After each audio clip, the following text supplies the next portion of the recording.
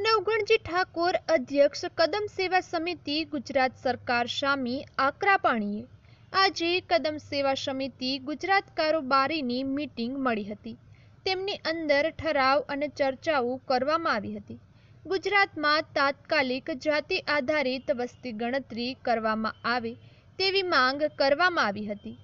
જાતિ આધારિત વસ્તી ગણતરી કરવામાં નહીં આવે તો સમગ્ર ગુજરાતમાં જિલ્લાવાર આવેદનપત્ર આપીશું અને છતાં સરકાર નહીં સાંભળે તો પગપાળા યાત્રા કરીશું એમ કદમ સેવા સમિતિના અધ્યક્ષ નવઘણજી ઠાકોરે જણાવ્યું હતું।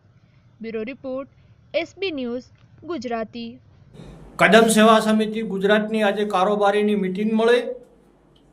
કારોબારીની અંદર સમગ્ર ગુજરાતમાંથી ક્ષત્રિય સમાજ, આદિવાસી સમાજ, દલિત સમાજ અને માલધારી સમાજના પ્રતિનિધિઓ હાજર રહ્યા અને તેની અંદર ઠરાવ કરવામાં આવ્યો કે સમગ્ર ભારત દેશની અંદર જાતિ આધારિત વસ્તી ગણતરી કરવાની છે તો ગુજરાતમાં પણ વસ્તી ગણતરી થાય અને તે પણ જાતિ આધારિત વસ્તી ગણતરી થવી જોઈએ એવી અમારી માંગ છે। સરકારશ્રીને હું વિનંતી કરું છું કે ગુજરાતની અંદર જાતિ આધારિત વસ્તી ગણતરી કરો અને જાતિ આધારિત વસ્તી ગણતરી કરવામાં નહીં આવે તો સમગ્ર ગુજરાતના 33 જિલ્લાઓની અંદર આવેદનપત્ર આપીશું। આવેદનપત્ર આપ્યા પછી સતત સરકાર જો અમારી વાત નહીં સાંભળે તો ગુજરાતમાં અમે પગપાળા યાત્રા શરૂ કરીશું અને જનના ઘર ઘર સુધી લોકોને મળીશું અને જનમત કેળવી અને સરકાર ઉપર દબાણ લાવીશું। જાતિ આધારિત વસ્તી ગણતરી કરવામાં આવે તો ગુજરાતની અંદર ગરીબ અને પછાત સમાજો છે, ગુજરાતનો ઠાકોર સમાજ હોય, કોળી સમાજ હોય, આદિવાસી સમાજ હોય, દલિત સમાજ હોય, માલધારી સમાજ હોય, તેમજ ઓબીસીમાં આવતા નાના સમાજો, આ દરેકનો ચોક્કસ આંકડો બહાર આવે તો સરકારની પોલિસી બને અને વિકાસનું કામ આગળ ધપી શકો।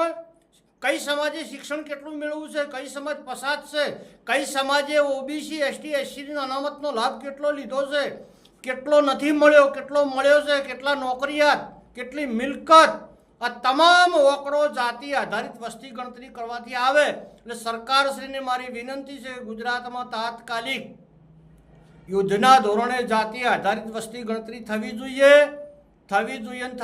આ અમારી ઉગ્ર માંગ છે અને આ માંગ સંતોષવામાં નહીં આવે તો ટૂંક સમયની અંદર ગુજરાતમાં જલદ કાર્યક્રમ અમે આપીશું તેવો આજની કારોબારીમાં નિર્ણય કરવામાં આવ્યો છે।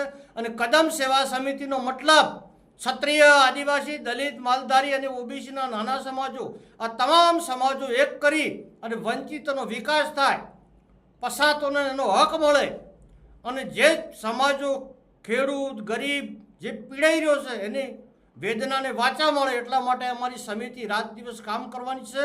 અને ફરીવાર ગુજરાત સરકારને વિનંતી છે કે તાત્કાલિક ગુજરાતમાં જાતિ આધારિત વસ્તી ગણતરી થવી જોઈએ। ગુજરાતની તમામ પ્રજાને હું વિનંતી કરું છું કે મારો સંદેશો ઘર ઘર સુધી મોકલી આપો। જાગો, ઉઠો, કદમ સે કદમ મિલાવો।